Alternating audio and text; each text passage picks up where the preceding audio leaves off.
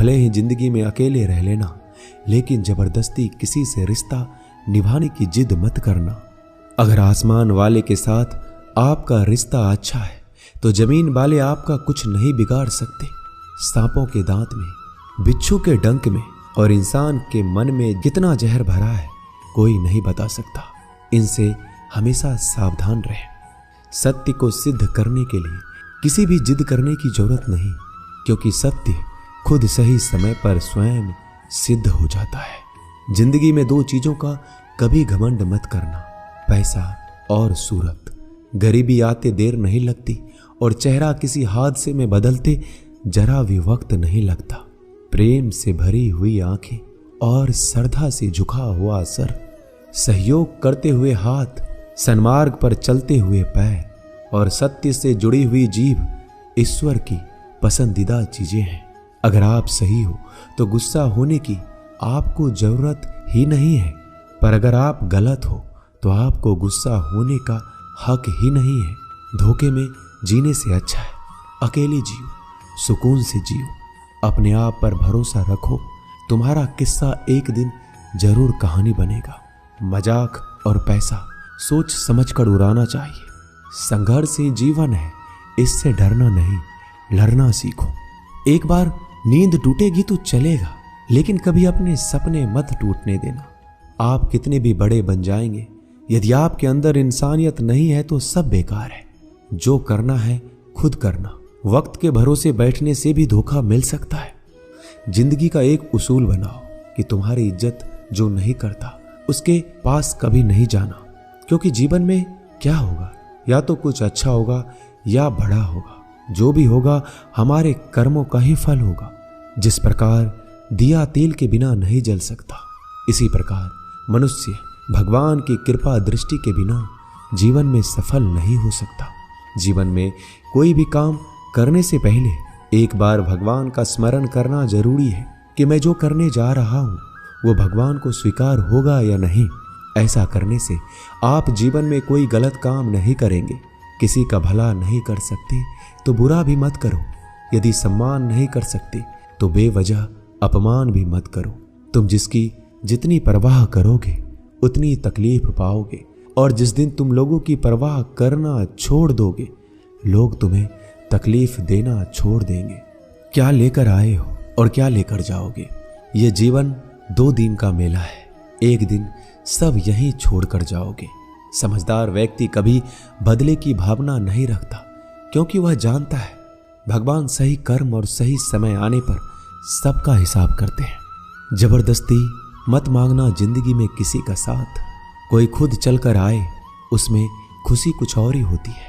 संगत का विशेष ध्यान रखें, क्योंकि सफलता हमेशा अच्छे विचारों से आती है और अच्छे विचार अच्छे लोगों के संपर्क से आते हैं।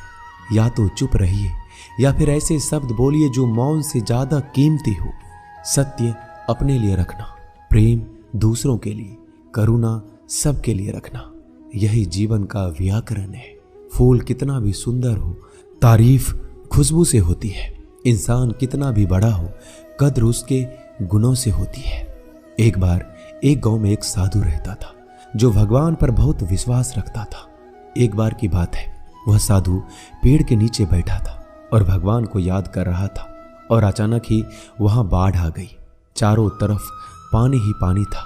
सब लोग अपने आप को बचाने के लिए ऊपर पहाड़ की तरफ भागने लगे। उनमें से एक आदमी ने देखा इस हालत में भी साधु जी भगवान की तपस्या कर रहे हैं, और सोचा कि ये अपने आप को बचाने के लिए कहीं क्यों नहीं जा रहे हैं। तो उसने उस साधु से बोला, अरे आप क्यों नहीं जा रहे हो? आप मेरे साथ ऊपर पहाड़ की तरफ चलो, नहीं तो डूब जाओगे। साधु बोला, अरे हमें क्या होगा, मैं भगवान की इतनी तपस्या करता हूं कि मुझे कुछ नहीं हो सकता। भगवान खुद मुझे बचाने आएंगे।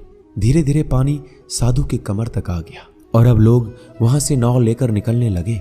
उनमें से एक ने साधु से कहा, अरे पानी आपके कमर तक आ गया है, आप हमारे साथ चलिए। साधु ने कहा, नहीं नहीं, भगवान मुझे खुद बचाने आएंगे। और वो नाव वाला भी वहां से निकल गया। कुछ देर बाद पानी इतना बढ़ गया कि साधु के सर तक पहुंच गया। अब लोगों को बचाने के लिए हेलीकॉप्टर से निकालने लगे। एक हेलीकॉप्टर साधु के पास आया, जो कि आखिरी हेलीकॉप्टर था। साधु के पास नीचे रस्सी फेंकी और बोला, इसे पकड़ो और ऊपर आ जाओ, नहीं तो आप डूब जाओगे। यह आखिरी हेलीकॉप्टर है और आपके पास में कोई दूसरा रास्ता नहीं है बचने के लिए। साधु ने कहा, यह रस्सी आप वापस खींच लो और चले जाओ। मुझे भगवान के ऊपर भरोसा है, वो मुझे बचाने जरूर आएंगे। पानी काफी ऊपर आ गया और पैर भी डूब गया और साधु की भी डूबने से मौत हो गई। मरने के बाद साधु भगवान के पास गया और बोला कि हे भगवान, मैंने आपकी पूरी जिंदगी तपस्या की, पूरा जीवन आपकी आराधना करने में लगा दिया, फिर भी इतने भरोसे के साथ इंतजार किया कि आप मुझे बचाने आओगे, लेकिन वहां मेरी डूबकर मौत हो गई और आप नहीं आए। ऐसा क्यों? भगवान बोले, मूर्ख इंसान, एक बार नहीं 3 बार आया था मैं। तीनों बार मैं ही तो था। पहला पैदल, दूसरा नाव के द्वारा और तीसरा हेलीकॉप्टर के द्वारा, लेकिन तुमने मेरा एक भी अवसर पहचान नहीं पाया। पता नहीं किसका इंतजार कर रहे थे।